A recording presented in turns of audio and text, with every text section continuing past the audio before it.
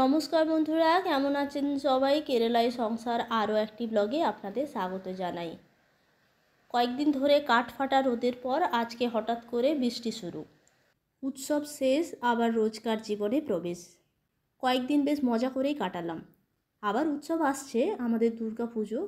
তো এবছর ভেবে রেখেছি ত্রিবান্দ্রমে যে বেঙ্গলি অ্যাসোসিয়েশন আছে সেখানে গিয়ে অষ্টমীর পুষ্পাঞ্জলি দেব।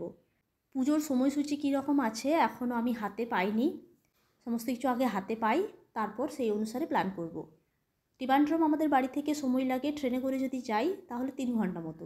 অষ্টমীর পুজো যদি সকাল সকাল হয় তাহলে কিন্তু সেই দিনই গিয়ে পুষ্পাঞ্জলি দেওয়া হবে না। সেরকম হলে একদিন আগে গিয়ে মানে সপ্তমীর বিকালবেলা গিয়ে হোটেলে থাকবো, তারপরের দিনে পুষ্পাঞ্জলি দেব, এটা ভেবে রেখেছি। দেখা যাক, শরীর যদি ভালো থাকে, সমস্ত কিছু যদি ঠিকঠাক থাকে তাহলে নিশ্চয়ই যাব। 2-3 দিন ধরে শরীরটা ভালো নেই। সেদিন বোট রেসের ভিডিও নিতে গিয়ে টানা রোদের মধ্যে ছিলাম বলে হয়তো এমন হলো। আর সেদিন সন্ধ্যাবেলায় ফিরে এসে শাওয়ারের নিচে আধ ঘন্টা বসেছিলাম।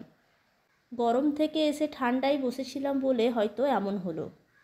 কিছু খেতে ইচ্ছে করছে না, তাই ভাবলাম একটু মুসুর ডালের বড়া বানিয়ে আলু আর টমেটো দিয়ে ঝোল বানাই। এটা খেতে বেশ ভালো লাগে, এটা মাঝে মাঝেই আমি বানাই। আর এটা বানানোও খুব সহজ, বেশি কিছু ঝামেলা পোহাতে হয় না। সকালবেলায় মুসুর ডালটাকে ভিজিয়ে রেখেছিলাম, আর এখন বাজে 11টা। এটা বানাবো, আর আগের দিনের একটু আলু পোস্ত ফ্রিজে রাখা আছে।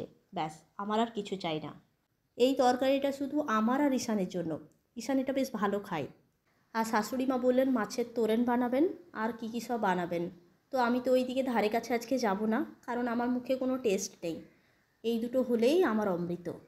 আদা, রসুন আর কাঁচা লঙ্কা একসাথেই বেটে নিয়েছি। খুব শর্টকাটভাবে আজকে রান্না করছি। শরীর ভালো না থাকলে দেখবেন কিছুই ভালো লাগে না করতে। যেহেতু আমি একদিন পর পর ব্লগ দিই, তো আজকে আমার ব্লগ দেওয়ার দিন, তাই বাধ্য হয়ে এই ব্লগটা নিতে হলো। এবার দিয়ে দেবো রোজকার মশলাগুলো: জিরে গুঁড়ো, ধনে গুঁড়ো, লঙ্কা গুঁড়ো।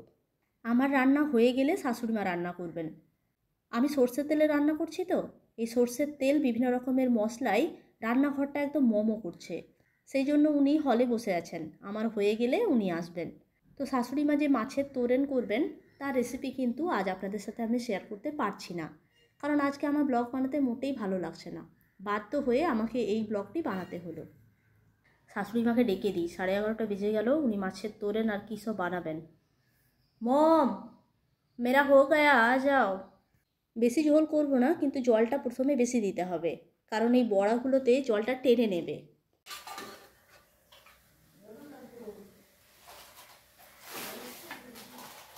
ঝোলটা একটু ফুটে উঠুক, তারপর বড়াগুলো এটার মধ্যে ছেড়ে দেবো। তো রান্না আমার প্রায় কমপ্লিট, এবার শাশুড়ি মা আসবেন। চলুন তবে আজকে ব্লগটি এখানেই শেষ করছি। ব্লগটি কেমন লাগলো জানাবেন, ভালো লাগলে একটি লাইক আর শেয়ার করবেন। আর আপনাদের সাথে আমার দেখা হচ্ছে আমার পরের ব্লগে। সবাই খুব ভালো থাকবেন, সুস্থ থাকবেন আর খুব আনন্দে থাকবেন। ধন্যবাদ।